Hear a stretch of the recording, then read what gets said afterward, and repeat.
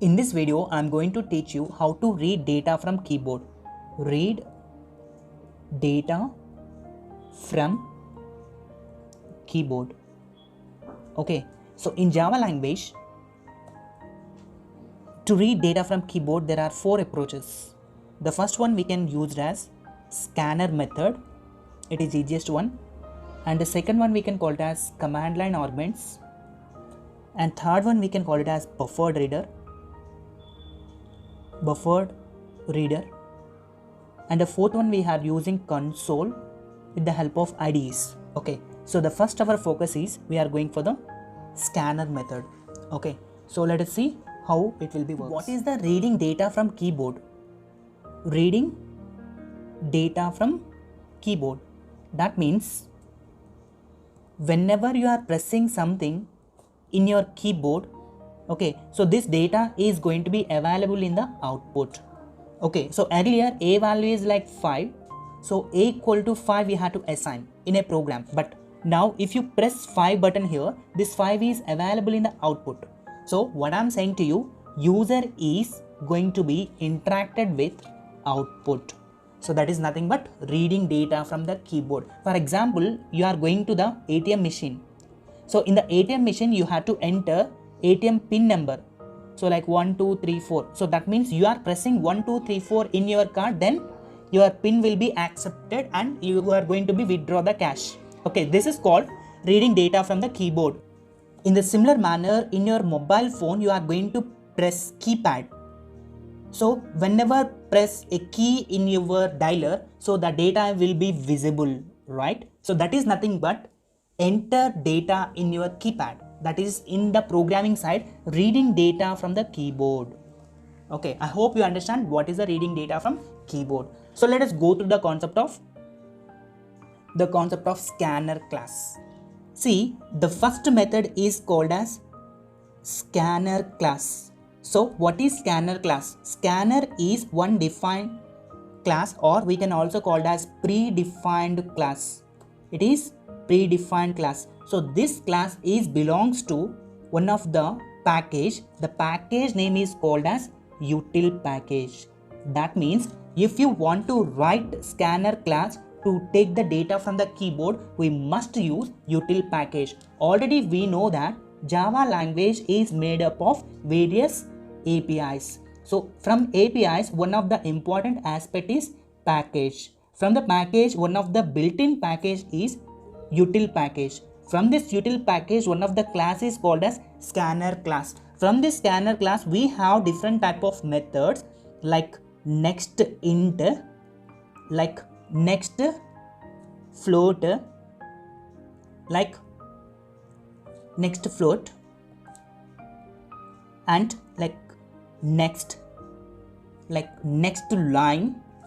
So like that we have different type of methods in the Java scanner class. With the help of these, we are going to read data from keyboard. For example, reading employee data like name of the employee, salary of the employee, age of the employee. In the similar manner, we had to read data of the student, name of the student, hall ticket of the student, and age of the student, percentage of the student, previous graduation of student. Like that we had to take different kind of inputs from student data, from employee data, like that. In this case, enter information in the program is always difficult.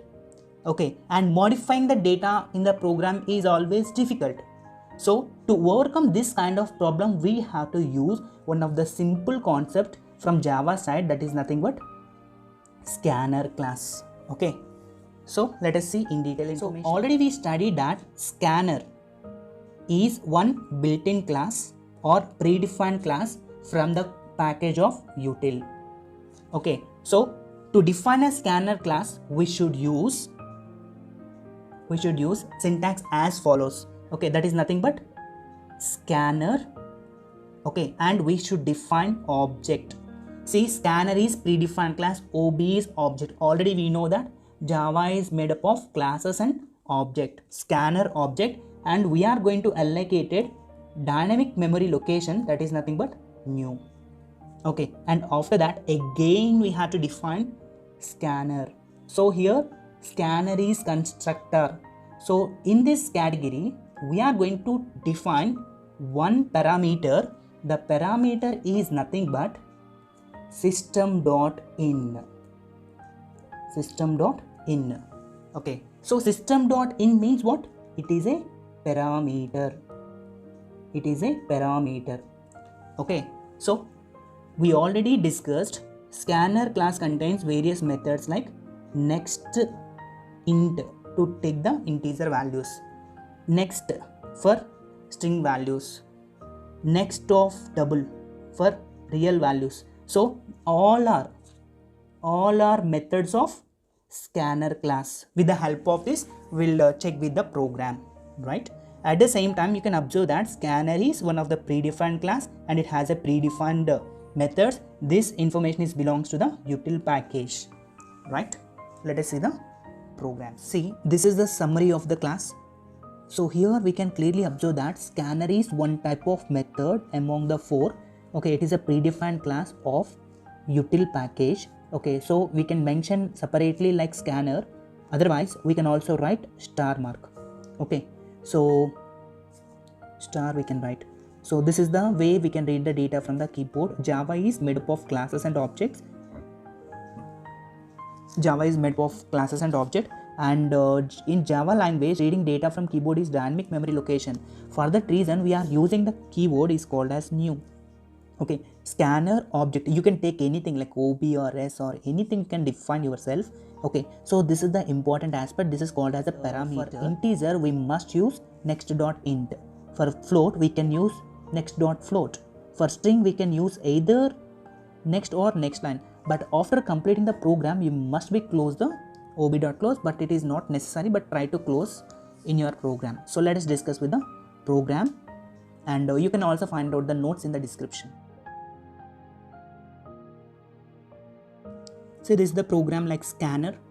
Okay, scanner is predefined class from util package. Get input is the class name. Public static void main string offset is the default statement for the main method. And this is the new topic. Scanner is predefined class.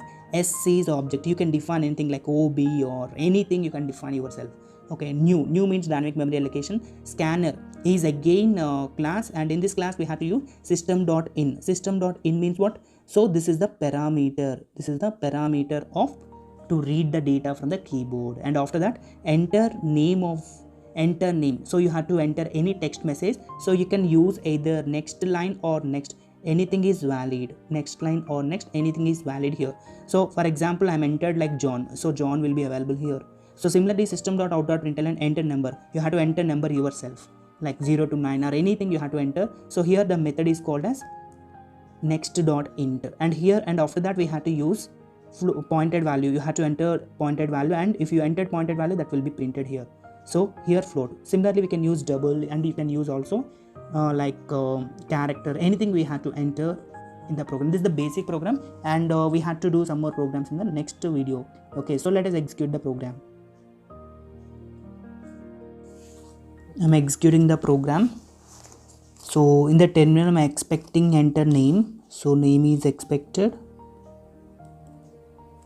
See, I'm entering the name like some name.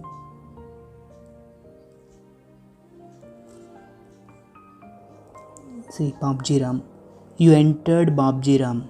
Enter number. 05 is my number. So 5 expected. So pointed value, I expected some pointed value like 97.9%. 97.9%. Done. See, output. So this is the output of the program. See, I'm entered the string, I'm entered integer value, as well as I'm entered the float value. For more information, you have to watch the next video. I will give some programs which is related to this video. Okay, thank you for watching. Do subscribe and share to your friends. Bye.